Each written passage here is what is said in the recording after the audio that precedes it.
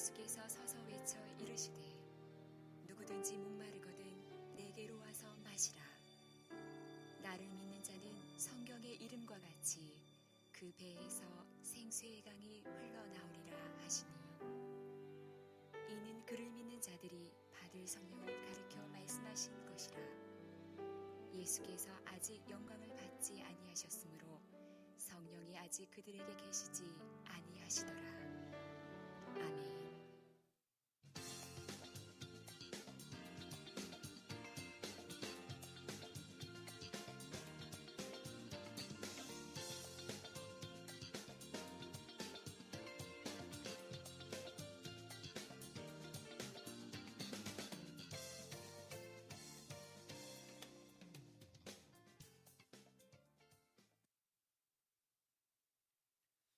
할렐루야. 다시 한번 주의 사랑으로 여러분 모두를 사랑하고 축복합니다.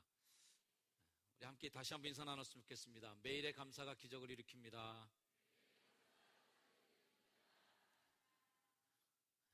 감사 계속 행진 꾸준히 하고 계시죠? 네, 불평이 여러분 삶에 자리 잡지 못하도록 매일의 감사로 기적을 만들어가는 모든 효성중앙 가족들이 되시길 주의 이름으로 다시 한번 축복합니다. 오늘 본문의 말씀의 배경은 초막절 때 생긴 일입니다. 이스라엘의 이제 3대 절기 중에 하나인 초막절 또는 장막절이 있는데요. 초막, 장막 다 여러분이 아시는 대로 천막 또는 텐트를 의미합니다. 출애굽 이후에 이스라엘 백성들이 광야 생활하면서 유랑 생활할 때에 집을 갖지 못하고 텐트에서 생활하던, 천막 치고 생활하던 그때를 기념하는 절기예요. 만나와 메추라기를 먹여주시고 불기둥, 구름기둥으로 인도하시는 하나님, 그 하나님을 기억하면서 무려 7일 동안 큰 축제를 벌이게 되는데요. 이 초막절 시기에 또 맞춰서 추수절이 있습니다. 추수를 하게 되는데 마지막 추수, 세 번째 추수를 하게 되는데, 역시 우리나라 추수감사절처럼 마지막 초막절의 끄트머리쯤에 모든 추수의 기쁨도 함께 더해지기 때문에 이 초막절이 더 성대한 잔치가 되는 거죠. 이 절기 행사 때에는 제단에 제물을 올려놓는데 다른 제사 때는 이 제물에다가 포도주를 붓고 성별하게 되는데요. 유독 이 초막절에만큼은 포도주를 붓는 게 아니라 물을 그 위에 붓게 된답니다. 많은 제사장들이 많은 사람들과 함께 실로암 못, 예루살렘 성에 있는 유일한 샘의 근원이기 때문에 실로암 못으로 가서 거기서 물을 깃고 사람들과 행진해서 제단에 와서 물을 뿌리는, 그들이 이제 통과하는 문이 영어로 하면 쉬운 워터게이트, 수문 앞을 지나서 그렇게 통과하게 되는 거죠.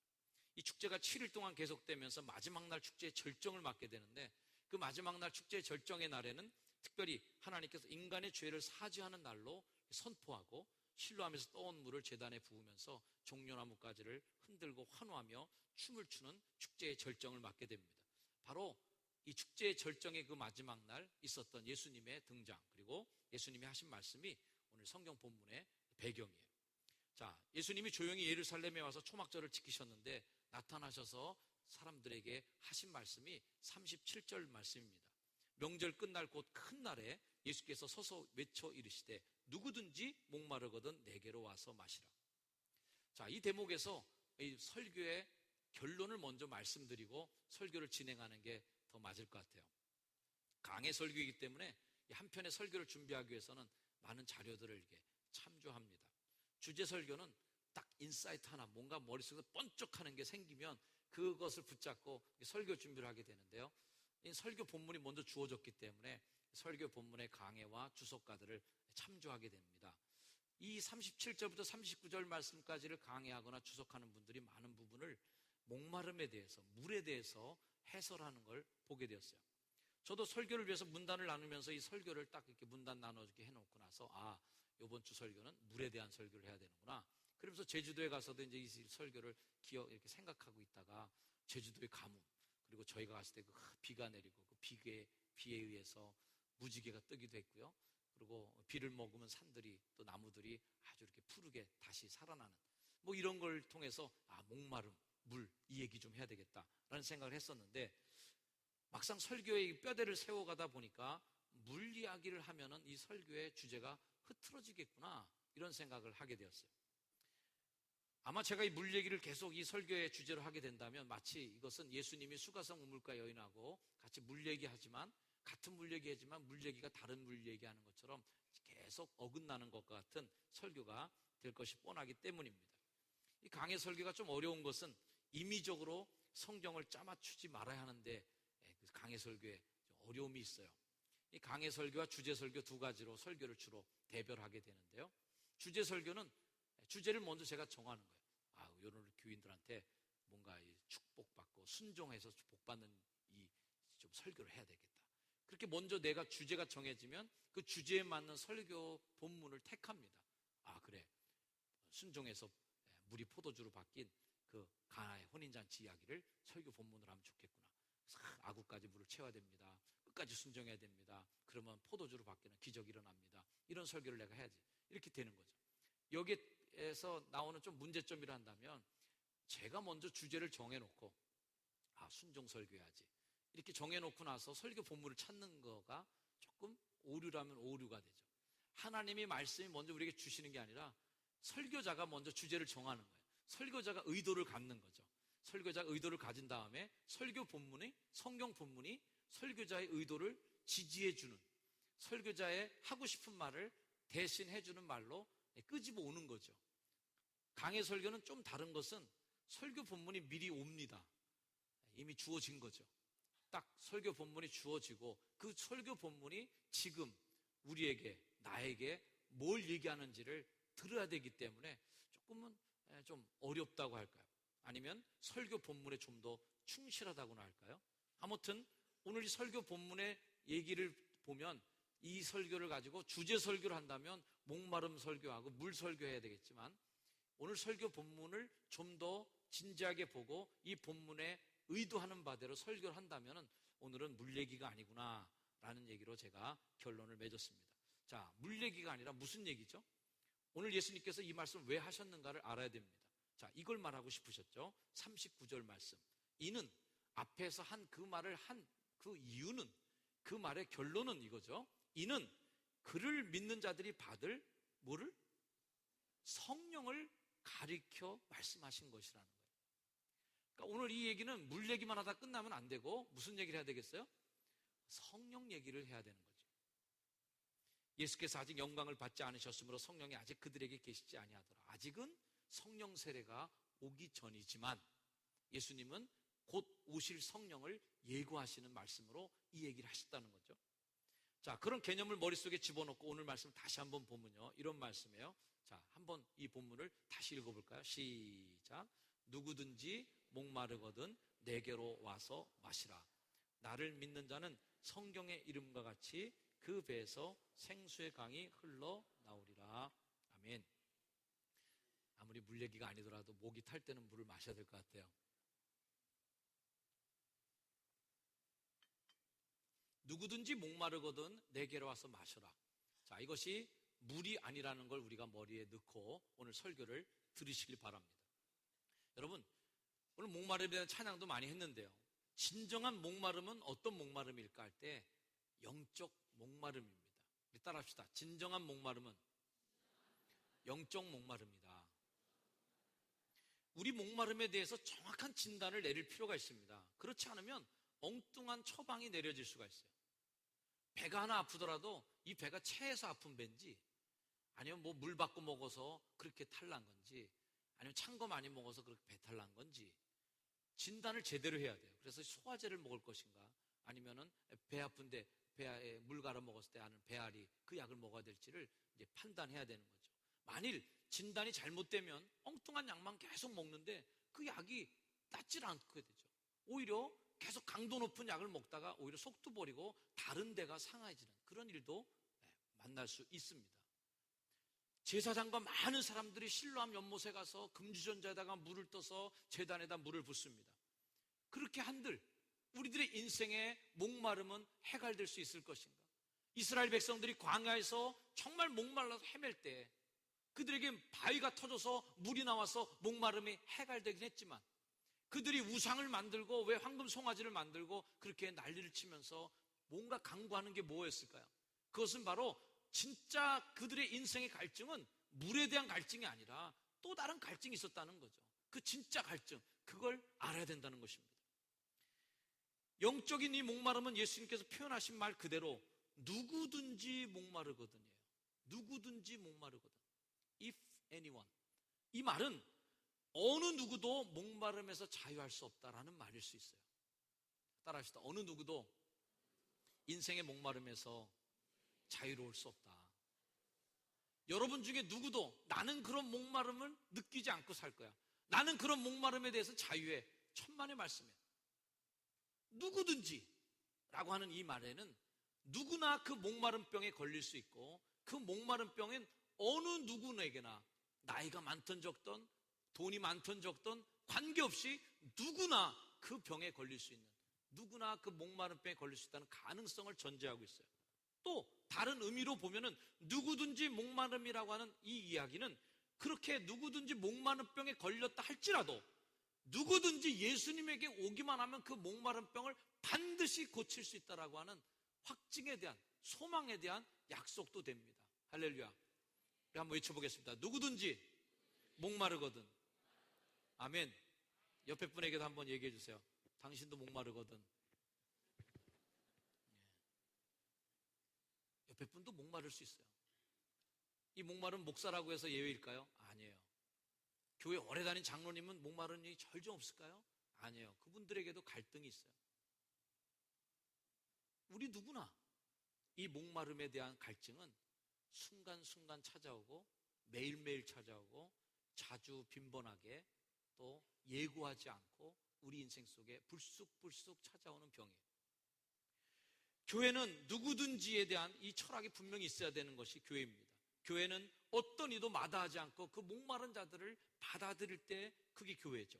건강한 교회는 어류 부류의 사람, 어느 특정한 부류의 사람에게 치중하지 아니하고 차별 없이 제한 없이 누구나 다 올 수 있게 하는 그런 열린 교회가 건강한 교회라고 할 수 있습니다. 이사야서 55장 말씀처럼 오호라 너희 목마른 자들아 물로 나오라 돈 없는 자도 오라 너희는 와서 사 먹되 돈 없이 값없이 와서 포도주와 젖을 사라. 다 와라. 너희 목마른 자들아 물로 다 나와라. 값없이 와서 다 포도주와 젖을 사가라. 주님이 우리에게 베푸신 축복의 예배, 이 예배가 바로 여러분에게 펼쳐주신 은혜의 식탁인 줄로 믿습니다. 이곳에 와서 포도주와 젖을 마음껏 사가서 해가라고 그 영혼 속에 목마름을 해결하는 축복의 예배가 이 시간인 줄 믿습니다. 마태복음 11장 말씀처럼 수고하고 무거운 짐진 자들아 다 내게로 오라. 어느 누구에게도 차별 없이 열어놓으신 은혜의 문으로 들어오라고 주님이 초대해 주시는 것이죠. 사랑하는 성도 여러분, 이 성령은 누구에게나 필요한 것입니다. 나는 성령 없이도 예수 잘 믿을 수 있어. 천만의 말씀이에요. 어느 누구도 예외 없이 성령 없이 잘 믿을 수 없다? 누구든지는 바로 나를 포함한 누구든지인 것을 우리가 일단 긍정해 줘야 될 거예요. 따라합시다. 누구든지는 나도 그 안에 포함되어 있다. 여러분도 그 누구든지 안에 들어있는 분들이에요. 누구든지는 바로 나를 포함하는 절망의 선언이기도 하고 반대로 이 누구든지는 아까 제가 말씀드린 대로 누구나 그 목마름을 갖고 있지만 그 목마름에서 해결할 수 있는 방법이 있다라고 하는 것이 희망의 선언이기도 해요. 그러므로 그 누구든지의 절망의 대상에 나도 포함됐을 뿐 아니라 희망의 대상에도 역시 내가 포함되어 있다는 것을 믿으시길 축복합니다. 요엘서 2장 28절 말씀에 누구든지에 대한 축복의 선언이 나와요. 그 후에 내가 내용을 만민에게 부어주리니. 할렐루야. 이 만민은 모든 사람을 포함하는 그 말씀이에요. 만자. 이 만민이라는 말은 만 명만 딱 할까요? 신천지 사람들 14만 4천 명이 목숨 걸고 있는데 하나님이 14만 4천 명 숫자 세갖고 천국에 그렇게 정원 선택해갖고 문 닫고 걸어 잠그고 하시는 분이라면 저는 그런 하나님은 제가 믿는 하나님은 아니라고 믿고 싶어요. 그랬다면 왜 어떻게 누구든지 이런 얘기를 자꾸 하세요? 왜? 고른 사람만 오라 그러든지 선택한 사람만 오라 그러고 성경책도 14만 4천 개만 딱 인쇄하고 읽을 사람만 읽지 뭐 이렇게 많이 인쇄하고 여러 사람 읽게 만들고 그렇게 복잡하게 일을 하시나? 딱 결정해서 그냥 하시면 되지. 아닌 거예요. 만민, 만자라는 말은 만 명만일까요? 천만의 말씀. 모든 사람에게 해당하는 말이에요. 제가 살았던 동네가 만안구에 살았어요. 안양 안양시 만안고. 이 만안이라는 말이 왜 생겼냐면 옛날에 정조가 수원에 지나가시다가 수원에 그 화성 있잖아요. 수원에 가셨다가 서울로 올라가는 길에 안양천이 불어서 강을, 냇가를 못 건너시는 거예요. 그래서 임금님께서 야, 이렇게 물 부를 때마다 사람들이 길을 못 건너면 어떡하냐, 다리를 놔라. 그래서 그 정조가 지나가면서 다리를 놨어요. 다리를 놓으면서 그 다리 이름을 만안교라고 지었어요. 만민이 편안하게 지나가라라는 말로 만안. 그래서 안양에 그 만안이라는 말이 생긴 유래가 있습니다. 그 만안교가 저 초등학교 학교 통학할 때는요, 아스팔트 밑에 눌려서 교각이 요매큼만 땅에 간신히 튀어나와 있는 그런 아주 그렇게 눌려버린 유족을 그렇게 취급을 했어요. 아스팔트로 다 그냥 위에다 깔아버려갖고 밀려 내려간 거죠. 그 다리가 잘 복원돼서 지금은 만안교가 따로 이렇게 돌을 잘 골라내서 세워져 있는데요. 거기에 쓰이는 그 만안, 1만만 편안할 안, 10,000명만 지나가고 다리 닫아야 되나요? 아니에요. 모든 사람이 다 지나가는 데, 내가 내 신을 만민에게 부어주리니. 차별이 없어요. 제한이 없어요. 정원이 아니에요. 이건 내가 내 신을 만민에게 부어주리니 너희 자녀들이 장래일을 말할 것이며 너희 늙은이는 꿈을 꾸며 너희 젊은이는 이상을 볼 것이며 그때 내가 또 내 영을 남종과 여종에게. 이 말도 깜짝 놀랄 말이에요. 요엘서가 쓰여질 시점에 남종은 있지만 여종은 없어요.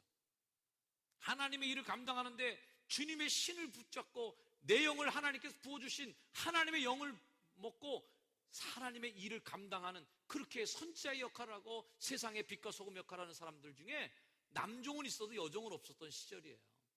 여자는 굉장히 천대받던 그 시절. 그러나 하나님의 이 말씀 속에서 분명히 얘기하세요. 내가 내 영을 남종과 여종에게 부어줄 것이며. 할렐루야. 여자분들은 좀 더 크게 할렐루야 아멘 해보세요. 할렐루야. 여성 해방에 대한 큰 전기를 만든 말씀이라고 생각합니다. 차별 없이. 그 시대에 남종과 여종이라는 것은 큰 차별이 있는 시대였지만서도 하나님의 영이 부어지는, 주의 성령이 오는 시대에는 남종과 여종에게 부어주시는, 차별 없이 부어주시는 하나님의 큰 은혜, 햇빛이 오는 것을 믿기 바랍니다. 그 말씀이 있은 다음에 요엘서에서 이렇게 말씀하는 거죠. 누구든지 여호와 이름을 부르는 자는 구원을 얻으리니. 할렐루야. 여기 계신 모든 분들, 또 이 설교를 듣는 모든 분들, 인터넷을 통해서 듣는 분들이라든지 어느 누구든지, 또 오늘 이 시간 이 교회에 들어와 있지 않은 분들이라도 누구든지 차별 없이 모든 사람에게 열려주신 하나님의 복음, 누구든지 여호와 이름을 부르는 자는 구원을 얻으리라는 이 축복의 말씀이 그분들의 말씀이 되길 축복합니다. 여러분의 말씀이 되길 주의는 축원합니다. 예수님께서도 생전에 성령에 대해서 많이 예고편을 하셨어요. 우리가 잘 아는 성경 말씀, 너희가 아버지가, 누가 아들이 생선 달라는데 뱀 줄 아버지가 누가 있냐? 아들이 알을 달라고 그러는데 전갈을 줄 부모가 어디 있냐? 이 말은 아버지의 사랑을 얘기한 성경 구절이 아닙니다. 좋은 거 먹자고 하는 성경 구절이 아니에요. 이 이야기의 핵심은 뭐예요? 너희가 악할지라도 좋은 것을 자식에게 줄 알거든 하물며 너희 하늘 아버지께서 구하는 자에게 성령을 주시지 않겠느냐? 이 말씀은 성령에 대한 예고편이에요. 그 성령을 예고하면서 주님의 의도가 뭐예요? 아버지는 자식에게 좋은 거 줄 줄 안다는 거예요. 내가 아버지께로 가는 게 더 좋은 것이라는 걸 알아요. 왜? 이후에 우리에게 오실 성령님은 더 훌륭한, 내가 너희를 떠나는 것이 더 좋다, 주님 말씀하신 이유가 뭐예요? 다음에 오실 성령님이 있다는 걸 알았기 때문에. 구하는 자에게 성령을 주시는 그 하나님, 아버지는 당연히 자식에게 좋은 걸 주고 싶어 안 달라셨는데, 사랑하는 여러분, 하나님은 여러분에게 가장 좋은 선물 성령을 주고 싶어서 안 달라신 분인 것을 믿으시길 주로 축복합니다. 옆에 분에게 한번 축복해 주세요. 하나님은 당신에게 성령 주고 싶어서 안 달라셨어. 하나님 여러분에게 성령 주고 싶어서 안 달라셨어요. 네, 안 달라셨어요. 이 목마른 사람들에게 예수님이 주신 처방이 있죠? 그것은 뭐예요? 내게로 와서 마시라는 겁니다. 자, 내게로 와서 마시라는 이 행위의 진정한 의미가 뭘까요? 또 역시 답이 그 안에 나와 있어요. 38절, 나를 믿는 자는. 내게로 오는 건 뭐예요? 믿는 거예요. 마시는 건 뭐예요? 예수 그리스도를 믿고 그 말을 삶으로 받아들이는 사람, 믿는 자들. 말씀이 육신이 돼 우리 가운데 오셨어요.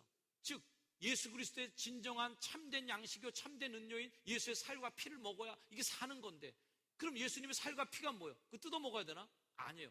예수님의 살과 피를 먹는 것은 말씀이 육신이 돼서 왔기 때문에 곧 그 예수님의 육신을 먹고 마신다는 건 뭘 먹는 거예요? 말씀을 먹고 마시는 거예요. 그러면 말씀을 먹고 마신다는 건 또 뭐예요? 듣는 게 아니에요. 그 말씀을 먹고 소화돼 갖고 그 말씀이 내 속에서 피와 살이 돼서 내 속에 있는 게 말씀을 먹는 거예요. 자, 설사병이라도 나갖고 먹는 족족 다 쏟아내는 분은요, 먹어도 필쩍 마릅니다. 이 설사병이 걸려갖고 제3세계 어린이들이 많이 죽는데요.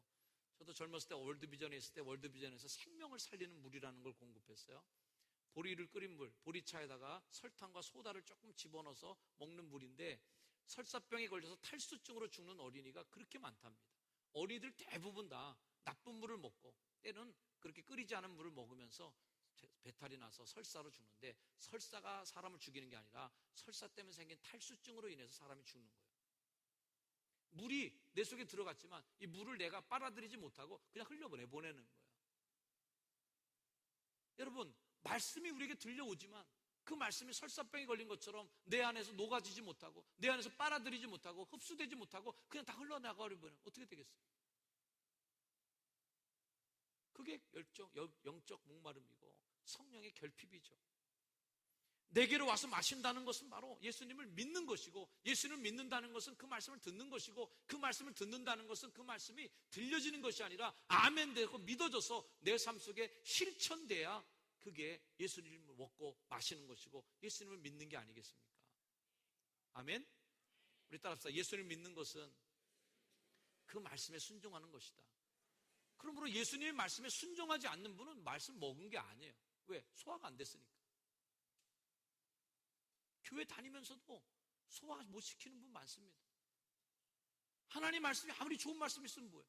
소화가 안 돼갖고 다 설사로 쏟아져 버리는데, 주일날 설교 말씀 듣고 가면 어떻게 하겠어요? 다 이쪽 귀로 들어왔다 이쪽 귀로 빠져나가 버려서 결국은 내 인생 속에 아무것도 실천되지 않는 말씀이면 그게 병이죠.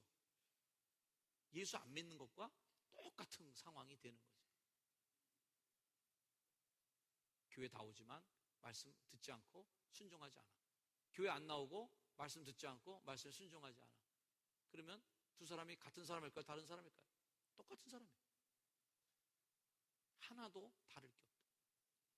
내 말을 듣고 행하는 자는 반석에 집을 지은 자요, 내 말을 듣고 행하지 아니하는 자는 모래 위에 집을 세운 사람 같이 무너져 버린다. 믿는 것은 곧 성령이 내 뱃속에 살고 있는 것이에요. 내 배에서 생수의 강이 흘러나오리라. 이 말은 뭐예요? 살아 움직이는 물이 내 속에 있다는 거죠. 내 안에서 뿜어져 나오는 생수의 강이 움직이고 있다는 거죠. 여러분, 우리 물에는 두 종류의 물이 있어요. 하나는 퍼내는 물이에요. 펌프물이죠. 그래서 억지로 끌어내지 않으면 잘 먹을 수 없는 그런 물, 퍼내는 물. 그 다음 또 하나 물이 있어요. 나오는 물이 있어요. 생수가 있어요. 샘물이 있어요. 그게 터져 나오는 거예요. 여러분, 어떤 물을 여러분 속에 갖고 계십니까? 퍼주는 물을 먹고 사는 사람은 늘 갈증이 있을 수밖에 없어요. 곧 이런 거죠. 교회 생활하면서도 칭찬 들어야 예수 믿기 좋은 사람. 남이 칭찬해주고 용기를 북돋아주고 인정해주면 막 물이 올라와요. 와, 넘쳐요. 막 철렁철렁 넘쳐갖고 행복해요. 그러다가 남들이 칭찬이 끊어져요. 남들이 인정이 끊어져요. 남들이 나에게 격려가 끊어져요. 그럼 공급해주는 펌프물이 끝났어요. 내 속에 있는 샘물이 없으니까 곧 고갈되고 맙니다. 믿음도 싫고 교회 다니기도 싫고 예수 믿는 것도 힘들어 죽겠어요. 봉사도 누가 알아주면 신나고 하지만 아무도 안 알아주면 기분이 안 좋아요. 이 사람들이 대부분 어떤 사람들일까요? 내 안에 생수가 없는 사람들이죠. 펌프물로 연명하는 사람들. 누가 길어다 줘야, 누가 물 부어줘야 간신히 살아가는 사람들. 의외로 예수 믿는 사람들 중에 너무나 많은 사람들이 펌프물 먹고 살아간다. 끊임없이 응석바지 하면서 전사님이 가서 위로해주고 신방해주고 위로해주고 격려해주는 거 다 좋아요. 하지만 그것만 먹고 사는 사람이 있다면, 간신히 전사님이 그렇게 와서 격려해주고 손이 발이 되도록 빌어도 주고 그렇게 그냥 아유 괜찮아 옆에 사람들 속도원들이 간신히 응석바지 해줘야 교회 한번 나오고, 그래서 용기 한번 얻어서 교회 생활도 좀 해보고, 그러다가 또 한번 픽 쓰러지면 또 쓰러져 버려요. 왜 그럴까요? 내 뱃속에 물이 나오지 않는, 내 안에 샘이 없는 거죠. 재산이 많은 사람이 신문에 이런 광고를 냈다요. 누구든지 자기 인생에 정말 만족하는 사람이 있다면은 그 만족할 만한 이유를, 하나도 내 인생에는 부족한 게 없이 만족한 삶을 사는 사람들, 그런 사람에게는 1만 달러의 상금을 주겠다. 단 그 만족하는 이유, 사실을 증명할 수 있어야 된다. 그 광고를 듣고 수많은 사람들이 몰려들었습니다. 10,000달러의 상금이 노리고, 얼마나 내가 만족스러운 삶을 사는지를 증명하라고 애썼어요. 어떤 사람은 내 직업이 너무 만족스러워서 난 불평할 게 하나도 없습니다.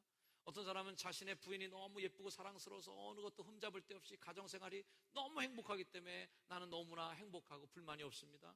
어떤 사람은 유명한 학교에서 권위 있는 학위를 받아서 난 지적으로 너무 만족한 삶을 살고 있고 나는 세상에 부러울 게 하나도 없는 사람입니다 라는 이야기를 와서 막 했어요. 사람들은 이런저런 이유를 들어서 세상에서 내가 제일 만족스럽게 살고 있다는 것을 증명해내려고 애썼습니다. 그런데 그 10,000달러의 상금은 누구에게도 돌아가지 못했어요. 왜? 마지막 그 상금을 건 사람의 질문에 대답하지 못했기 때문이랍니다. 그 상금을 건 사람의 마지막 질문은 이거였답니다. 당신이 자신의 인생에 대해서 정말 만족한다면 왜 이 자리에 왔습니까? 왜 10,000달러가 필요하세요? 10,000달러를 노리고 이 자리에 온 사람들, 뭔가 부족하기 때문에. 이 우화는 뭘 얘기할까요? 우리가 이 세상에 어떤 것으로도 목마름이 없는 인생을 살 수 없다.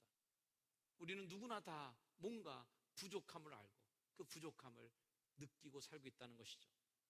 전도서에서는 이 상황을 우리 전도서는 미리 파악했어요. 은을 사랑하는 자는 은으로 만족하지 못해요. 풍요를 사랑하는 자도 소득으로 만족하지 못해요. 이게 다 헛되예요. 전도서 2장 말씀에 일평생 근심하며 수고하는 것이 슬픔뿐이구나. 그의 마음이 밤에도 쉬지 못하나니 이것도 헛되도다.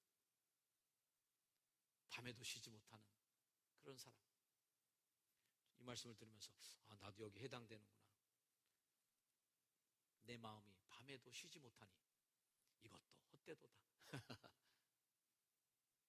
이런 걱정 저런 걱정하다 보면 밤에 잠이 안 올 때, 사랑하는 여러분, 밤에도 쉬지 못하는 목마른 인생을 살고 계신 여러분, 그렇게 헛되도다 허무함을 느끼고 살아온 우리들에게 오늘 성경은 답을 주고 있다는 것입니다. 사랑하는 여러분, 생수의 강, 끊이지 않게 목마름을 해결해주는 영원한 생명의 물줄기가 우리에게 오는 비밀 통로가 있다는 거죠. 그것이 바로 성령의 충만함을 받는 것입니다. 오늘의 이 물얘기는 물얘기가 아니라 성령 이야기다. 예수 믿으면서도 성령으로 샘이 터지지 않으면, 성령의 샘이 내 속에서 터지지 않으면 안 된다는 말이죠. 그런데 그 성령이 내게 어디 있단 말인가? 고린도서 3장 16절 말씀을 통해서 제가 뜨끔했어요. 이거구나. 너희가 하나님의 성전인 것과 하나님의 성령이 너희 안에 계시는 것을 알지 못하느냐? 성도들한테 성령 못 받았다고 윽박지를 게 아니라 알려주는 게 필요합니다. 왜 우리가 기도할까요? 성령 받으려고 기도하는 것도 있지만 성령이 내 안에 있는 걸 확인하기 위해 성령을 깨우는 게 기도예요. 성령하고 대화해보는 거죠. 주무시고 계신가? 살아계신가? 계속 물이 솟아나고 있는, 활동하고 있는 셈인가?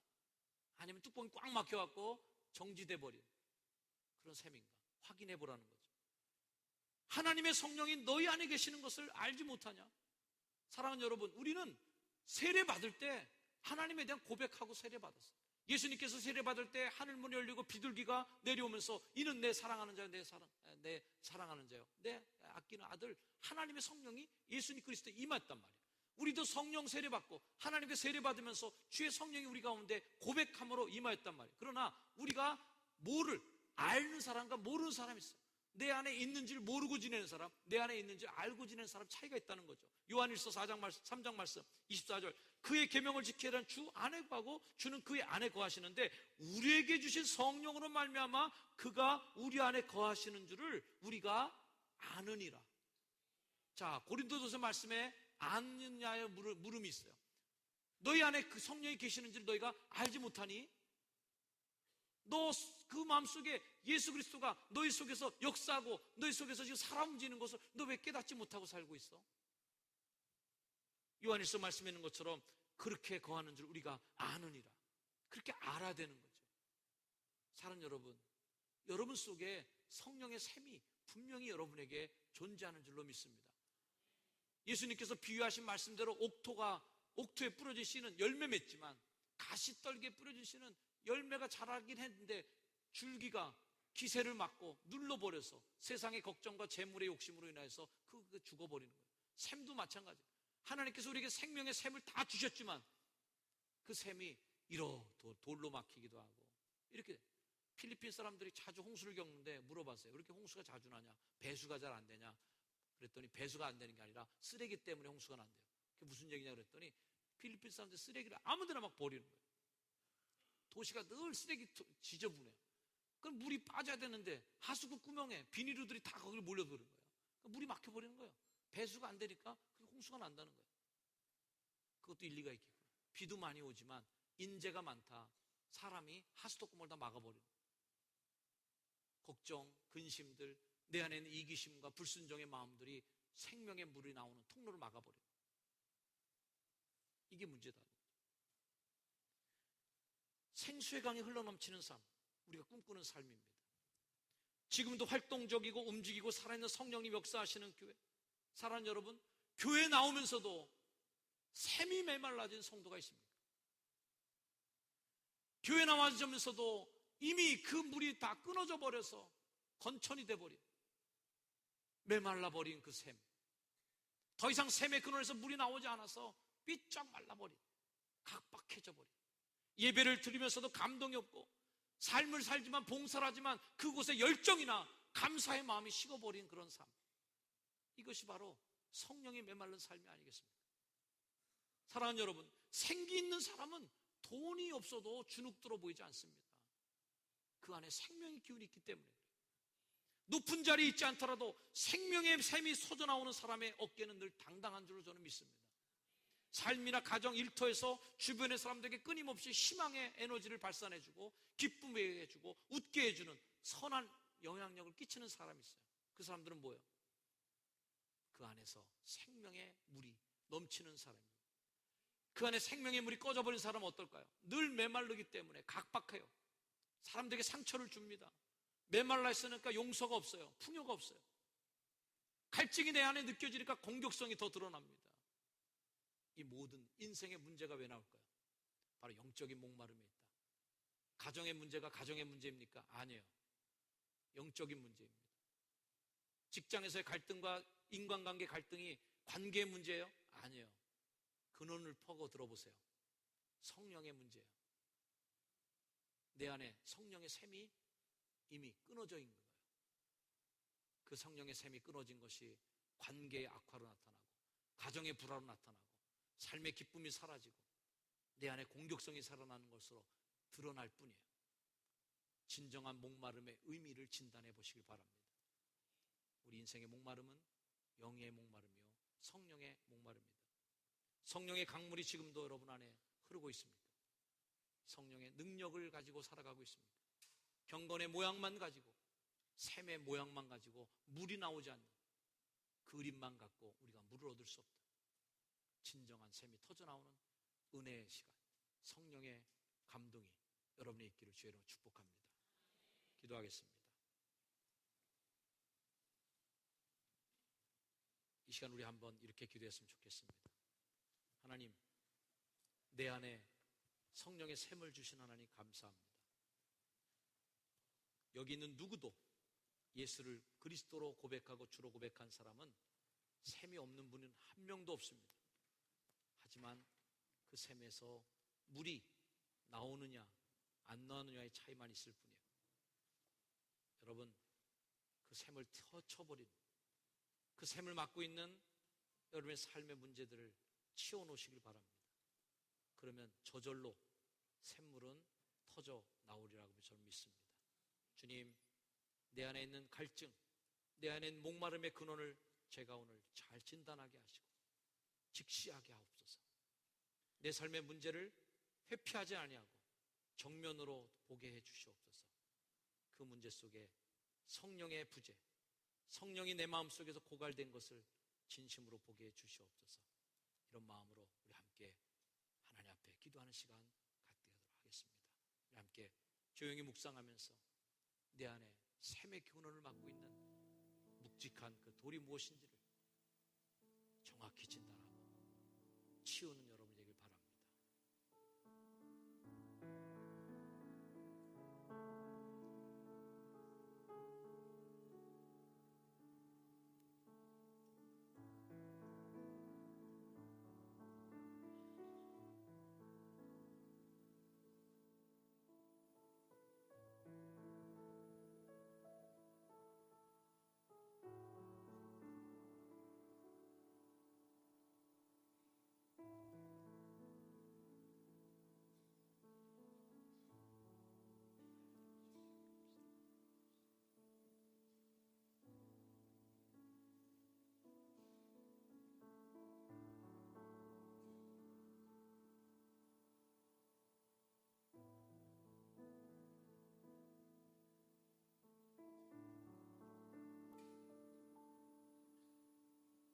은혜가 풍성하신 하나님,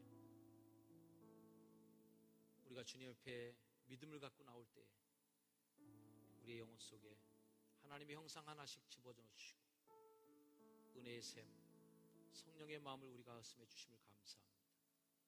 그 샘에서 물이 끊어진 자들 회복되는 역사를 허락하시고 수량이 부족한 이들에게는 더욱 넘치는 축복을 주셔서 터져나오는 샘을 통하여 기쁨과 희락이 나의 인생 전체를 흘려보내고 내 주변의 사람들에게까지도 주님의 행복을 나눠줄 수 있는 내 뱃속에서부터 터져나온 생수의 강이 흘러나오는 성령 충만한 믿음의 삶을 살게 하옵소서. 예수 그리스도 이름으로 간절히 기도드립니다. 아멘. 우리 자리에 일어나셔서 찬양하겠습니다. 빈들의 마른 불같이 시들은 나의 영혼, 주님의 허락한 성령 간절히 기다립니다.